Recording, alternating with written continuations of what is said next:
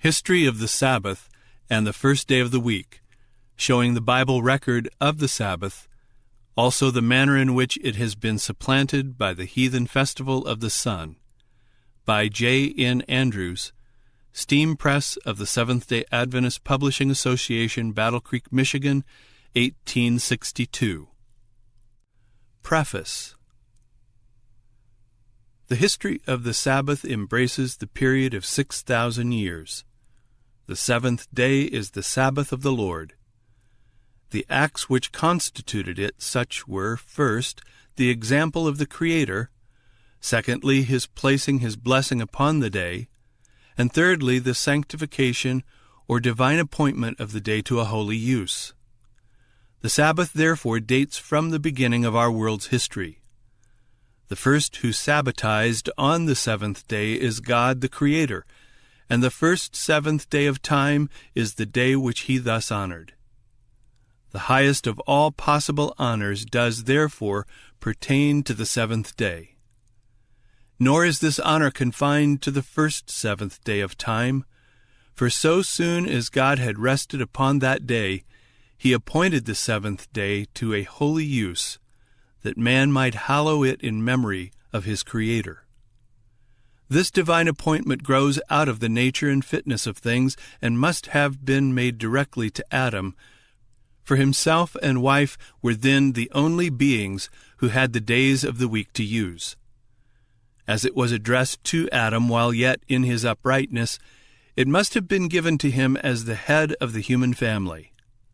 The Fourth Commandment bases all its authority upon this original mandate of the Creator, and must therefore be in substance what God commanded to Adam and Eve as the representatives of mankind. The patriarchs could not possibly have been ignorant of the facts and the obligation which the Fourth Commandment shows to have originated in the beginning, for Adam was present with them for a period equal to more than half the Christian dispensation. Those, therefore, who walked with God in the observance of His commandments did certainly hallow His Sabbath.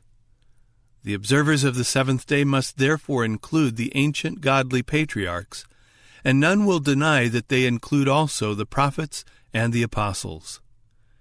Indeed, the entire Church of God embraced within the records of inspiration were Sabbath keepers. To this number must be added the Son of God.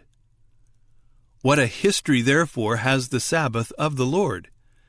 It was instituted in paradise, honored by several miracles each week for the space of 40 years, proclaimed by the great lawgiver from Sinai, observed by the Creator, the patriarchs, the prophets, the apostles, and the Son of God. It constitutes the very heart of the law of God, and so long as that law endures, so long shall the authority of this sacred institution stand fast. Such being the record of the seventh day, it may well be asked, how came it to pass that this day has been abased to the dust, and another day elevated to its sacred honors? The Scriptures nowhere attribute this work to the Son of God. They do, however, predict the great apostasy in the Christian Church, and that the little horn, or man of sin, the lawless one, should think to change times and laws. It is the object of the present volume to show, 1, the Bible record of the Sabbath, 2, the record of the Sabbath in secular history, 3, the record of the Sunday festival and of the several steps by which it has usurped the place of the ancient Sabbath. The writer has attempted to ascertain the exact truth in the case by consulting the original authorities as far as it has been possible to gain access to them.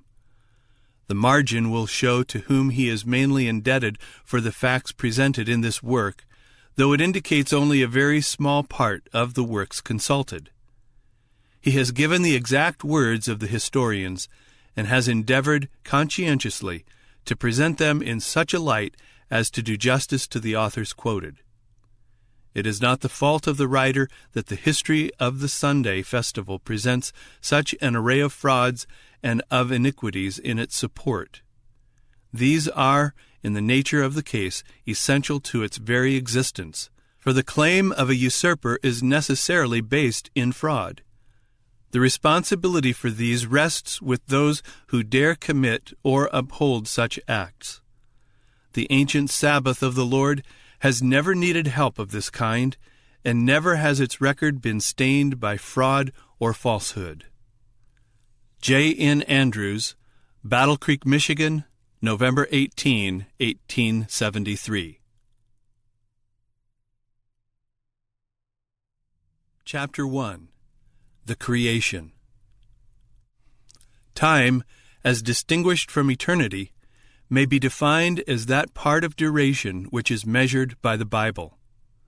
From the earliest date in the book of Genesis to the resurrection of the unjust at the end of the millennium, the period of about 7,000 years is measured off.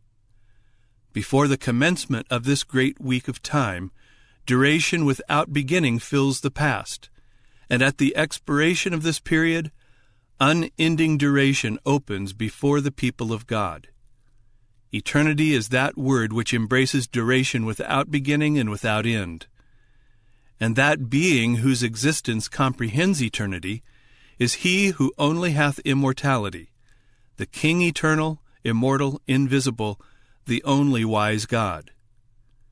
When it pleased this infinite being, he gave existence to our earth. Out of nothing God created all things, so that things which are seen were not made of things which do appear.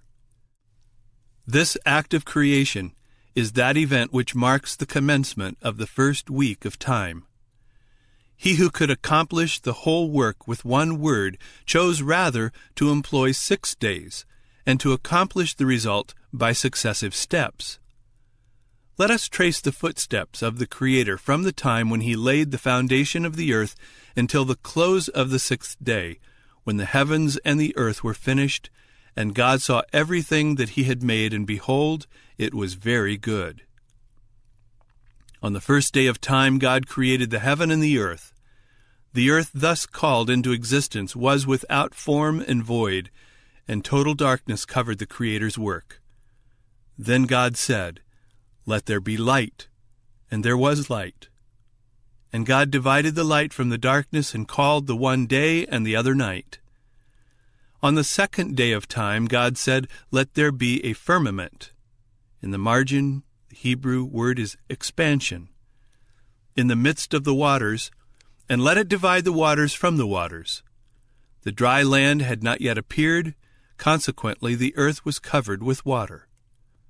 As no atmosphere existed, thick vapors rested upon the face of the water, but the atmosphere now being called into existence by the word of the Creator, causing those elements to unite which compose the air we breathe, the fogs and vapors that had rested upon the bosom of the water were borne aloft by it. This atmosphere or expansion is called heaven. On the 3rd day of time God gathered the waters together and caused the dry land to appear. The gathering together of the waters God called seas. The dry land thus rescued from the waters he called earth. And God said, "Let the earth bring forth grass, the herb yielding seed, and fruit tree yielding fruit after his kind, whose seed is in itself upon the earth." And it was so. And God saw that it was good. On the 4th day of time, God said, "Let there be lights in the firmament of the heaven, to divide the day from the night, and let them be for signs, and for seasons, and for days and years." And God made 2 great lights, the greater light to rule the day, and the lesser light to rule the night. He made the stars also. Light had been created on the 1st day of the week, and now on the 4th day he causes the sun and moon to appear as light-bearers, and places the light under their rule. And they continue unto this day according to his ordinances, for all are his servants. Such was the work of the 4th day, and the great architect, surveying what he had wrought, pronounced it good. On the 5th day of time God created great whales, and every living creature that moveth, which the waters brought forth abundantly after their kind, and every winged fowl after his kind. And God saw that it was good. On the sixth day of time, God made the beast of the earth after his kind, and cattle after their kind, and everything that creepeth upon the earth after his kind.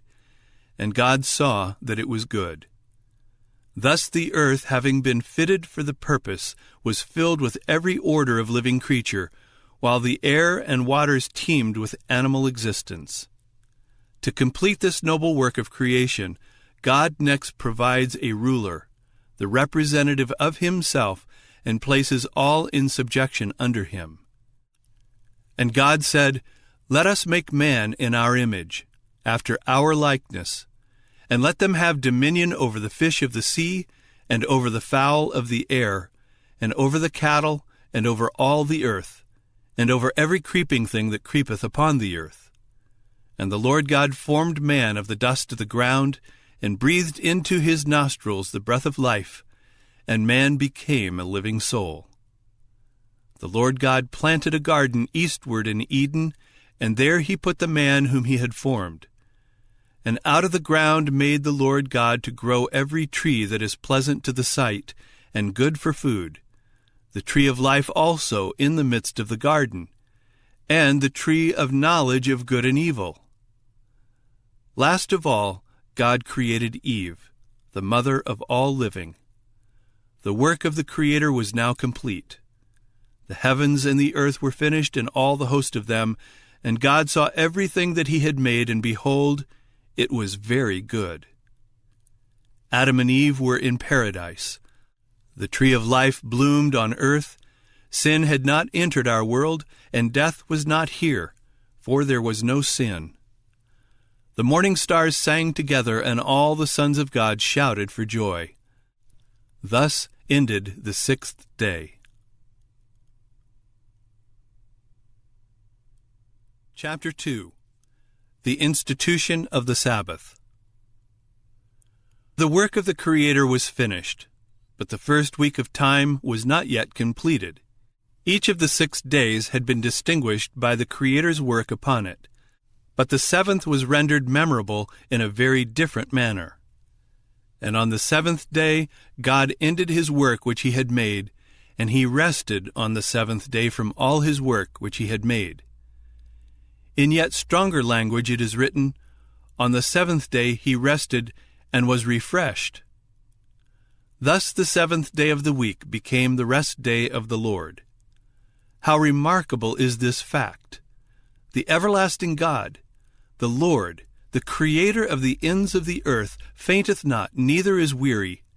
He needed no rest, and yet it is written, On the seventh day he rested and was refreshed. Why does not the record simply state the cessation of the Creator's work? Why did he at the close of that work employ a day in rest? The answer will be learned from the next verse. He was laying the foundation of a divine institution, the memorial of his own great work. And God blessed the seventh day and sanctified it, because that in it he had rested from all his work which God created and made. The Fourth Commandment states the same fact. He rested the seventh day, wherefore the Lord blessed the Sabbath day and hallowed it. The blessing and sanctification of the seventh day were because that God had rested upon it. His resting upon it, then, was to lay the foundation for blessing and sanctifying the day. His being refreshed with this rest implies that he delighted in the act which laid the foundation for the memorial of his great work. The second act of the Creator in instituting this memorial was to place his blessing upon the day of his rest. Thenceforward it was the blessed rest day of the Lord. A third act completes the sacred institution. The day already blessed of God is now, last of all, sanctified or hallowed by him. To sanctify is to separate, set apart, or appoint to a holy, sacred, or religious use. To hallow is to make holy, to consecrate, to set apart for a holy or a religious use. The time when these three acts were performed is worthy of especial notice. The first act was that of rest. This took place on the seventh day, for the day was employed in rest. The second and third acts took place when the seventh day was past. God blessed the seventh day and sanctified it, because that in it he had rested from all his work. Hence, it was on the first day of the second week of time that God blessed the seventh day and set it apart to a holy use. The blessing and sanctification of the seventh day, therefore, relate not to the first seventh day of time, but to the seventh day of the week for time to come, in memory of God's rest on that day from the work of creation. With the beginning of time, God began to count days, giving to each an ordinal number for its name. 7 different days receive as many different names. In memory of that which he did on the last of these days, he sets that apart by name to a holy use. This act gave existence to weeks or periods of 7 days. For with the seventh day he ceased to count, and by the divine appointment of that day to a holy use in memory of his rest thereon, he causes man to begin the count of a new week so soon as the first seventh day had ceased. And as God has been pleased to give man in all but 7 different days, and has given to each one of these days a name which indicates its exact place in the week, his act of setting apart one of these by name, which act created weeks and gave man the Sabbath, can never, except by sophistry, be made to relate to any indefinite or uncertain day.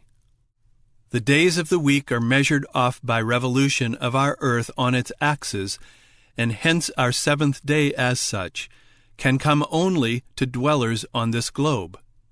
To Adam and Eve, therefore, as inhabitants of this earth, and not to the inhabitants of some other world, were the days of the week given to use. Hence, when God set apart one of these days to a holy use in memory of his own rest on that day of the week, the very essence of the act consisted in his telling Adam that this day should be used only for sacred purposes.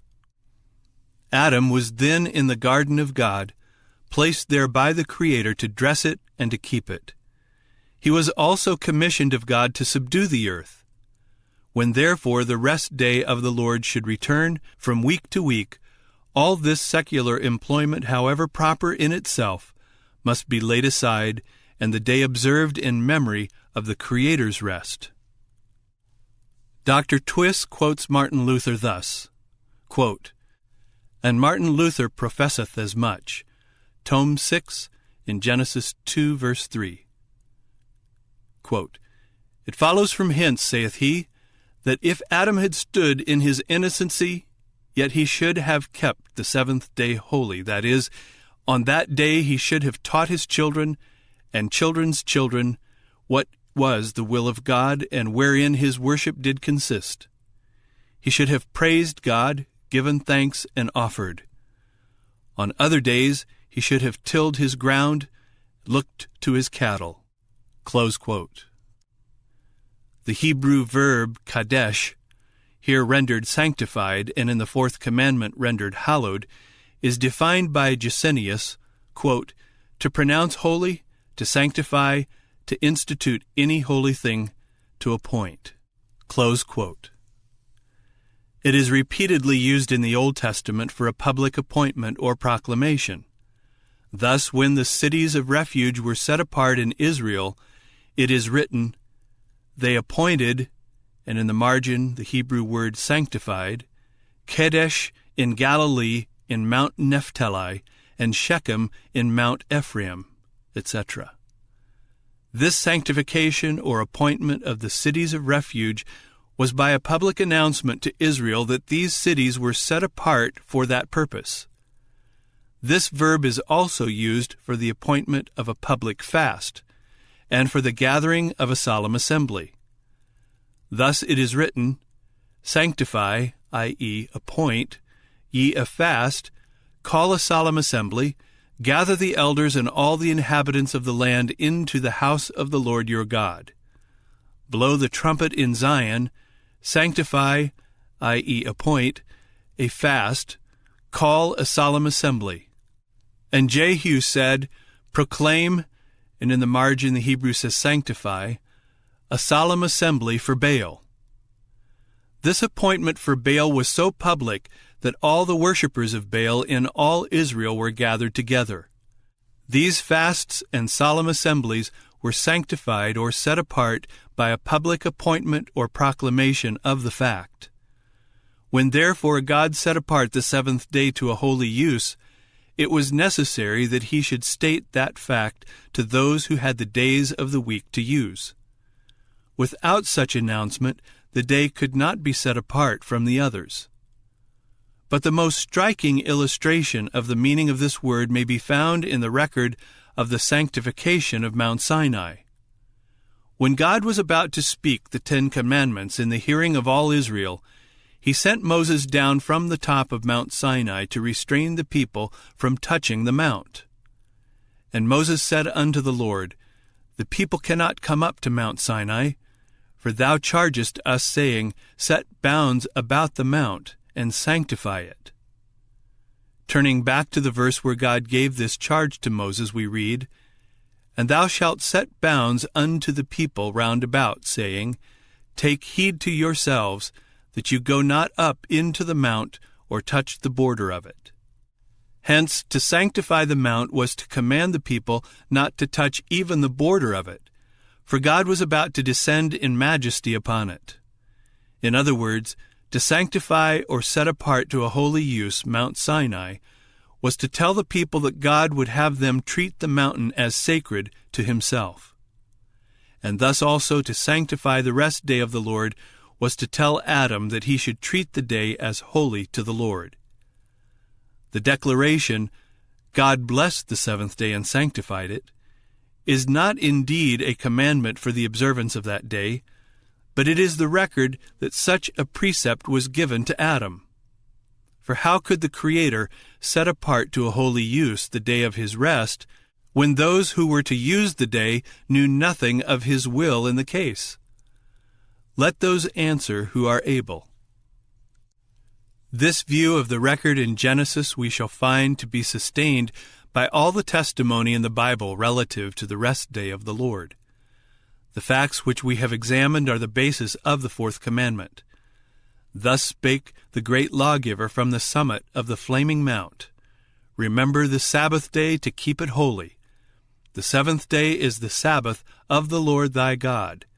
For in 6 days the Lord made heaven and earth, the sea, and all that in them is, and rested the seventh day. Wherefore the Lord blessed the Sabbath day and hallowed it. The term Sabbath is transferred from the Hebrew language and signifies rest. The command, Remember the Sabbath day to keep it holy, is therefore exactly equivalent to saying, Remember the rest day to keep it holy. The explanation which follows sustains this statement.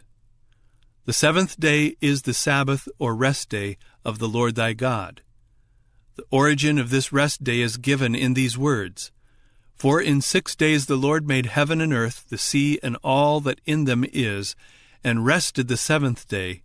Wherefore the Lord blessed the Sabbath day and hallowed it. That which is enjoined in the Fourth Commandment is to keep holy the rest day of the Lord. And this is defined to be the day on which he rested from the work of creation. Moreover, the Fourth Commandment calls the seventh day the Sabbath day at the time when God blessed and hallowed that day. Therefore, the Sabbath is an institution dating from the foundation of the world. The Fourth Commandment points back to the creation for the origin of its obligation. And when we go back to that point, we find the substance of the Fourth Commandment given to Adam. God blessed the seventh day and sanctified it, i.e., set it apart to a holy use. And in the commandment itself, the same fact is stated. The Lord blessed the Sabbath day and hallowed it, i.e., appointed it to a holy use. The one statement affirms that God blessed the seventh day and sanctified it. The other, that the Lord blessed the Sabbath day and hallowed it. These two statements refer to the same acts. Because the word Sabbath does not occur in the first statement, it has been contended that the Sabbath did not originate at creation, it being the seventh day merely which was hallowed. From the second statement, it has been contended that God did not bless the seventh day at all, but simply the Sabbath institution. But both statements embody all the truth. God blessed the seventh day and sanctified it, and this day thus blessed and hallowed was his holy Sabbath, or rest day. Thus the Fourth Commandment establishes the origin of the Sabbath at creation. The second mention of the Sabbath in the Bible furnishes a decisive confirmation of the testimonies already adduced. On the sixth day of the week, Moses, in the wilderness of Sin, said to Israel, "Tomorrow is the rest of the holy Sabbath unto the Lord." What had been done to the seventh day since God blessed and sanctified it as his rest day in paradise? Nothing. What did Moses do to the seventh day to make it the rest of the holy Sabbath unto the Lord? Nothing. Moses on the sixth day simply states the fact that the morrow is the rest of the holy Sabbath unto the Lord. The seventh day had been such ever since God blessed and hallowed the day of his rest. The testimony of our divine Lord relative to the origin and design of the Sabbath is of peculiar importance. He is competent to testify, for he was with the Father in the beginning of the creation. The Sabbath was made for man, said he, not man for the Sabbath. The following grammatical rule is worthy of notice. A noun without an adjective is invariably taken in its broadest extension, as, man is accountable. The following texts will illustrate this rule, and also this statement of our Lord's. Man lieth down and riseth not, till the heavens be no more, they shall not awake, nor be raised out of their sleep.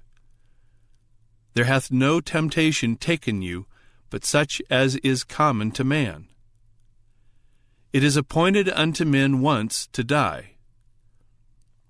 In these texts, man is used without restriction, and therefore all mankind are necessarily intended.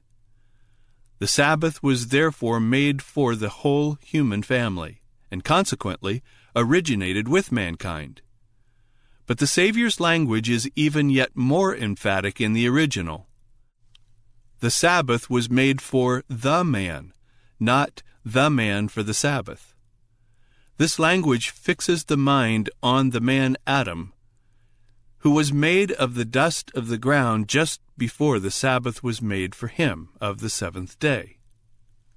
This is a striking confirmation of the fact already pointed out, that the Sabbath was given to Adam, the head of the human family. The seventh day is the Sabbath of the Lord thy God, yet he made the Sabbath for man. God made the Sabbath his by solemn appropriation, that he might convey it back to us under the guarantee of a divine charter, that none might rob us of it with impunity. But is it not possible that God's act of blessing and sanctifying the seventh day did not occur at the close of creation week? May it not be mentioned that because God designed that the day of his rest should be afterward observed? Or rather, as Moses wrote the book of Genesis long after the creation, might he not insert this account of the sanctification of the seventh day with the record of the first week, though the day itself was sanctified in his own time? It is very certain that such an interpretation of the record cannot be admitted, unless the facts in the case demand it. For it is, to say the least, a forced explanation of the language. The record in Genesis, unless this be an exception, is a plain narrative of events. Thus what God did on each day is recorded in its order down to the seventh. It is certainly doing violence to the narrative to affirm that the record respecting the seventh day is of a different character from that respecting the other six. He rested the seventh day. He sanctified the seventh day because he had rested upon it. The reason why he should sanctify the seventh day existed when his rest was closed. To say, therefore, that God did not sanctify the day at that time, but did it in the days of Moses, is not only to distort the narrative, but to affirm that he neglected to do that for which the reason existed at creation, until 2,500 years after. But we ask that the facts be brought forward which prove that the Sabbath was sanctified in the wilderness of sin and not at creation. What are the facts that show this? It is confessed that such facts are not upon record. Their existence is assumed in order to sustain the theory that the Sabbath originated at the fall of the manna and not in paradise. Did God sanctify the Sabbath in the wilderness of sin? There is no intimation of such fact. On the contrary, it is mentioned at that time as something already set apart of God. On the sixth day, Moses said, "Tomorrow is the rest of the holy Sabbath unto the Lord." Surely this is not the act of instituting the Sabbath, but the familiar mention of an existing fact. We pass on to Mount Sinai. Did God sanctify the Sabbath when he spoke the 10 Commandments? No one claims that he did. It is admitted by all that Moses spoke of it familiarly the previous month. Does the Lord at Sinai speak of the sanctification of the Sabbath? He does, but in the very language of Genesis. He goes back for the sanctification of the Sabbath, not to the wilderness of sin, but to the creation of the world. We ask those who hold the theory under examination this question. If the Sabbath was not sanctified at creation, but was sanctified in the wilderness of sin, why does the narrative in each instance record the sanctification of the Sabbath at creation, and omit all mention of such fact in the wilderness of sin? Nay, why does the record of events in the wilderness of sin show that the holy Sabbath was at that time already in existence? In a word, how can a theory subversive of all the facts in the record be maintained as the truth of God? We have seen the Sabbath ordained of God at the close of the creation week. The object of its author is worthy of especial attention. Why did the Creator set up this memorial in paradise? Why did he set it apart from the other days of the week, that day which he had employed in rest? Because that in it, says the record, he had rested from all his work which God created and made. A rest necessarily implies a work performed, and hence the Sabbath was ordained of God as a memorial of the work of creation. And therefore that precept of the moral law which relates to this memorial, unlike every other precept of that law, begins with the word remember. The importance of this memorial will be appreciated when we learn from the Scriptures that it is the work of creation which is claimed by its author as the great evidence of his eternal power and Godhead, and as that great fact which distinguishes him from all false gods.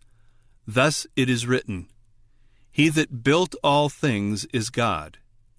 The gods that have not made the heavens and the earth, even they shall perish from the earth and from under these heavens. But the Lord is the true God. He is the living God, and an everlasting King. He hath made the earth by his power. He hath established the world by his wisdom, and hath stretched out the heavens by his discretion. For the invisible things of him from the creation of the world are clearly seen, being understood by the things that are made, even his eternal power and Godhead. For he spake, and it was done. He commanded, and it stood fast. Thus the worlds were framed by the word of God, so that things which are seen were not made of things which do appear." Such is the estimate which the Scriptures place upon the work of creation as evincing the eternal power and Godhead of the Creator. The Sabbath stands as the memorial of this great work. Its observance is an act of grateful acknowledgement on the part of His intelligent creatures that He is their Creator, and that they owe all to Him, and that for His pleasure they are and were created. How appropriate this observance for Adam! And when man had fallen, how important for his well-being that he should remember the Sabbath day to keep it holy. He would thus have been preserved from atheism and from idolatry, for he could never forget that there was a God from whom all things derived their being, nor could he worship as God any other being than the Creator. The seventh day, as hallowed by God in Eden, was not Jewish but divine. It was not the memorial of the flight of Israel from Egypt, but of the Creator's rest. Nor is it true that the most distinguished Jewish writers deny the primeval origin of the Sabbath or claim it as a Jewish memorial. We cite the historian Josephus and his learned contemporary Philo Judaeus. Josephus, whose Antiquities of the Jews run parallel with the Bible from the beginning, when treating of the wilderness of sin, makes no allusion whatever to the Sabbath, a clear proof that he had no idea that it originated in that wilderness. But when giving the account of creation, he bears the following testimony. Quote, Moses says that in just 6 days the world and all that is therein was made, and that the seventh day was a rest and a release from the labor of such operations. Whence it is that we celebrate a rest from our labor on that day, and call it the Sabbath, which word denotes rest in the Hebrew tongue. Close quote. And Philo bears an emphatic testimony relative to the character of the Sabbath as a memorial. Thus he says, quote, But after the whole world had been completed according to the perfect nature of the number 6, the Father hallowed the day following, the seventh, praising it and calling it holy.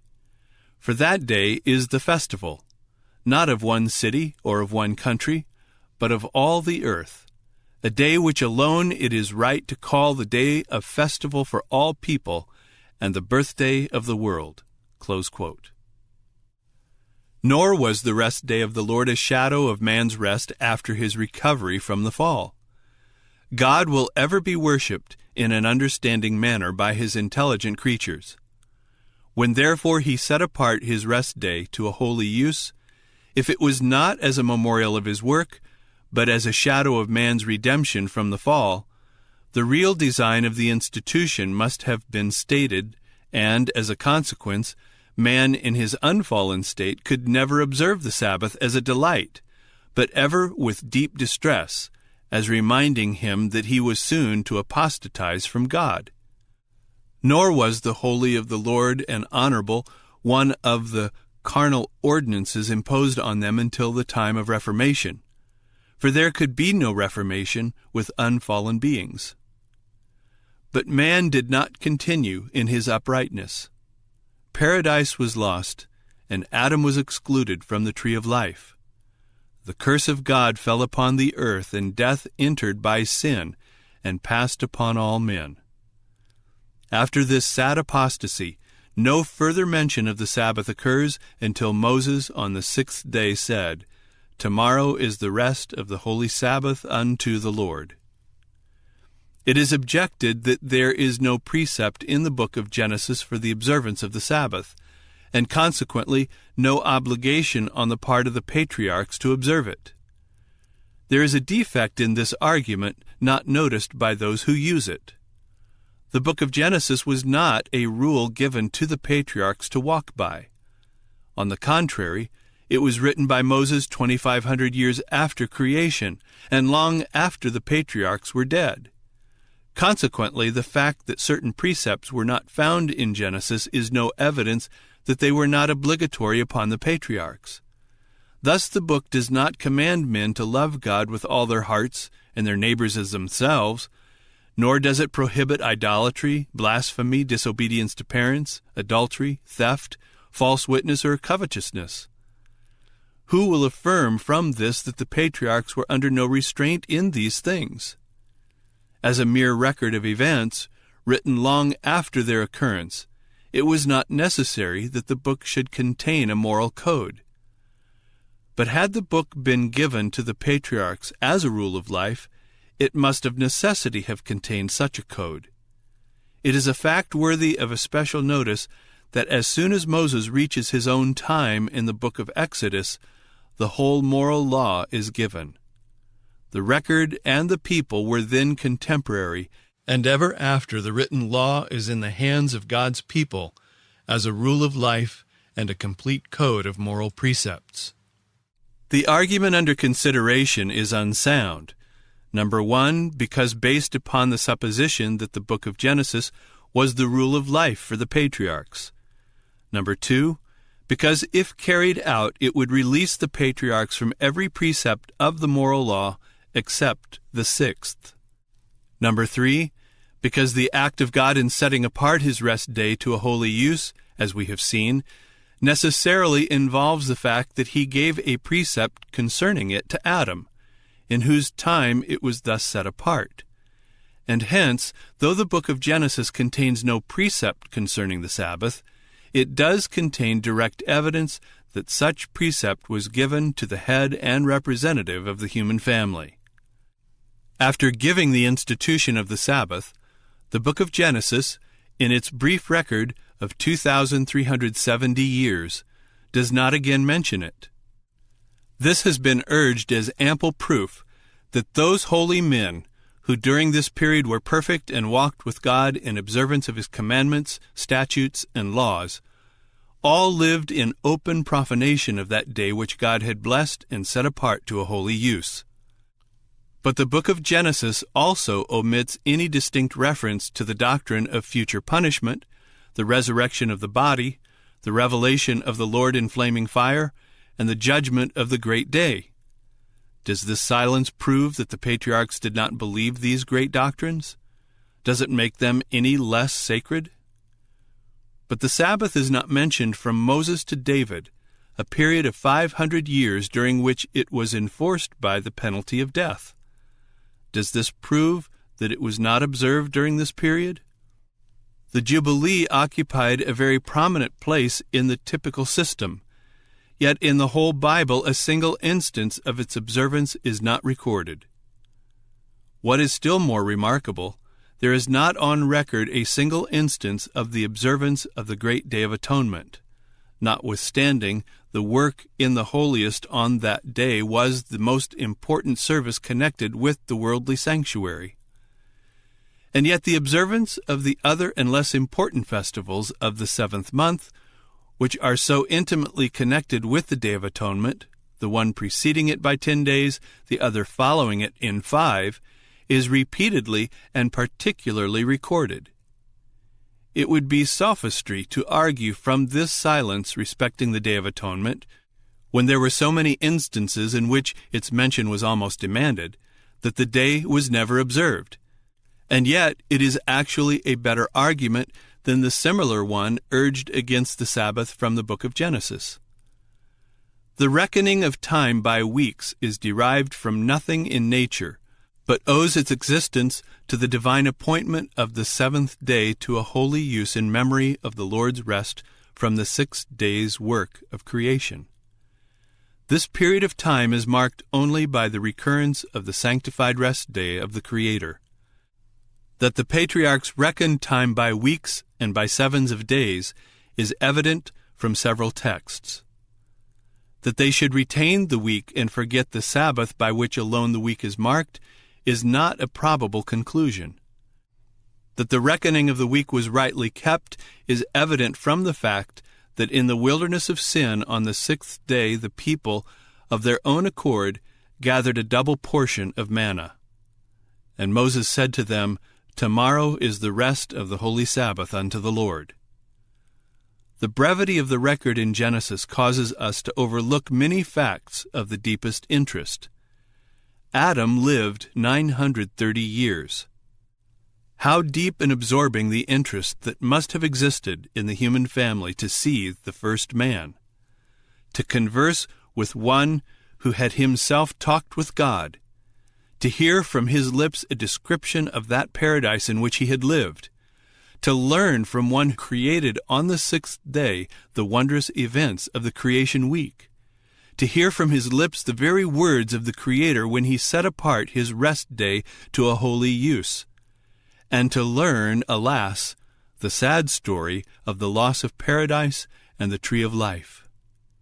It was therefore not difficult for the facts respecting the 6 days of creation and the sanctification of the rest day to be diffused among mankind in the patriarchal age.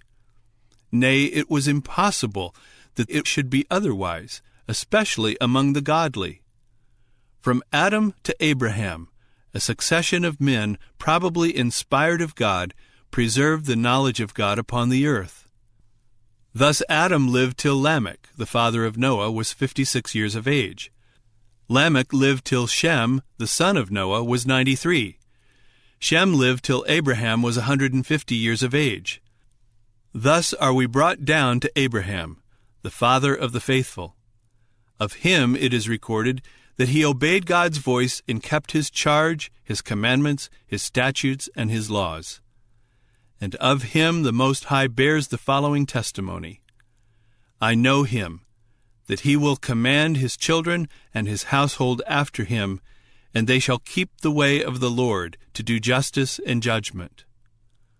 The knowledge of God was preserved in the family of Abraham, and we shall next find the Sabbath familiarly mentioned among his posterity as an existing institution.